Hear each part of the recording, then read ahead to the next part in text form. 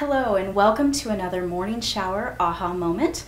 My name is Suzanne and I am your intuition coach.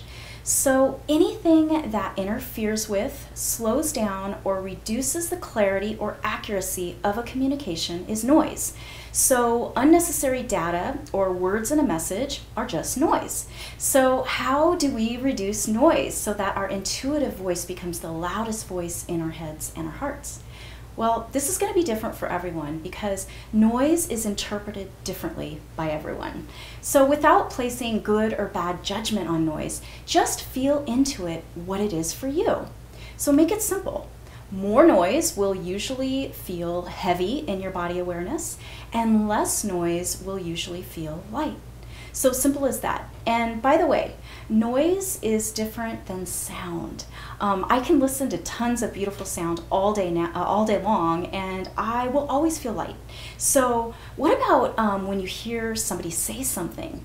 Your intuition will guide you into resonance or dissonance to the information. So dissonance will make you feel heavy, and resonance will make you feel light, which is why it is up to you to know how you interpret the information. So for example, when I hear about all the shootings that have been going on in our country, I feel heavy when the news repeats the same images of families suffering over and over again. I mean, I can appreciate when I feel heavy because then I know that I am being triggered by my personal truth that this is a tragedy, and I am empathetic to what has happened. However, I know that if I stay in the heaviness of the tragedy of that feeling, I am not doing anything productive, and at that point, I am spreading more energetic negativity with my heavy thoughts. So when I am feeling powerless over a tragedy, I make a choice to immediately, wherever I am, open my heart as wide as possible and send loving thoughts and hope to those who have been directly affected. And at that point, you know, my intuitive guidance has led me to more of a resonant frequency in my system. And as well as I find myself spreading lightness to those that I come in contact with. But if I'm holding a heavy load of something I cannot control, such as a tragedy, I am not serving myself or anyone that I come in contact with.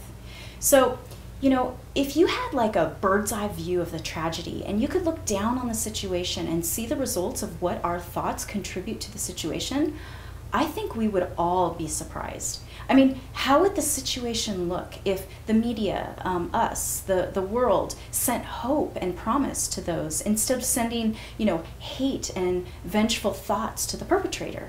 I mean, thus giving more tragedy, more negative fuel than giving positive energy to the people who need upliftment. Now, I know this sounds super Pollyannish, and I've been accused of being an idealist, but really, if you think of it in energetic terms, what are we really creating here? So I choose not to give tragic situations negative energy. I choose to give it only the highest vibration of positive energy I can muster up inside of me. So I make a choice that if I cannot do something directly in a tangible way, I can sure give something back in an energetic and positive way. So I just have to trust that, you know, justice will be served, but it's not my job to be doing the judging. So people get paid for that, right? I mean, now this new way of thinking might trigger some resistance inside of you because it will force you to change your way of thinking. And if so, ask yourself, what benefit do I get from not releasing my beliefs about how I should react to a tragedy?